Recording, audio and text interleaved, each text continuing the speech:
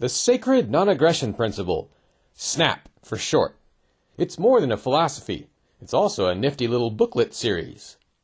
By practicing the SNAP as our highest social standard, humans can live in a more benevolent world, a place with more peace, safety, and abundance. But it all starts with you. Learn to talk the SNAP and walk the SNAP. Visit deaggress.org. I stand here with Kevin from Concord at the New Hampshire State House, and curious to find out, you're here to support a bill that you feel would loosen up laws on breweries a little bit, is that right? Yes. Tell me exactly. about it. What's the bill number, first of all? HB 262. And its goal?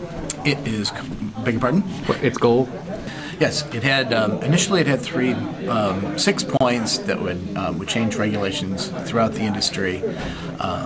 However, it was carved down to 3 points, so it's real easy to summarize. The first thing it would do is it would lower the fee. The licensing fee currently for, even if you make only 5 gallons a year, is $1,200 up front before you can brew gallon 1. Some of the new trend in breweries is, in nano breweries, is very, very small batches, made in people's garages or barns.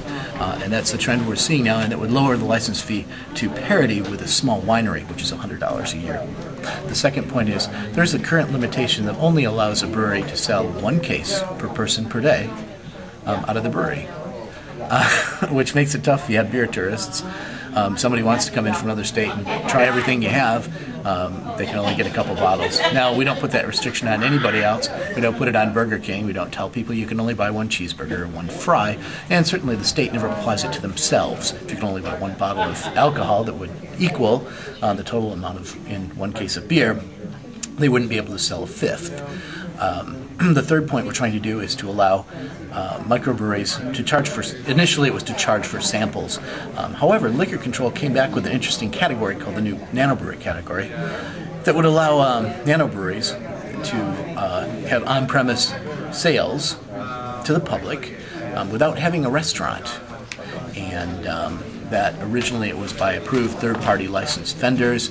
Could be another restaurant nearby that they could, but one of the key phrases in the bill was to have food readily available. Now what they didn't do is they didn't define food, and they also didn't define readily available. So the latest amendment on the bill that Mark Warden put in was that it just stripped it from all the food requirements. Now, the argument is that you have to provide food, but in reality, most of these places that having a restaurant, having to start a restaurant is like telling somebody that you can have a dry cleaner, but you have to have a golf course too. It's a whole different business, and it's an extreme high failure rate. You have to hire a lot of staff to have a restaurant, whereas most of the nano breweries are 1 person. So that summarizes it, and that is what HB 262 would do. Well, now, did the way the law is written now, did it knock your business out of business? It makes it, the way it's written now, no, I wouldn't say so. It didn't help at all. It made it very much more difficult. Certainly, it made it impossible for us to sell over the counter or charge for samples, which is interesting because you can give people as many samples as you want to at the brewery. You can give them a pint of beer, but you're not allowed to charge for it, right? Which is kind of strange. God forbid commerce. Yeah, obviously it's not the liquor sales that are the issue, but rather that people are simply selling the products they make, and that's really what it's all about is making it possible for people to sell what they make.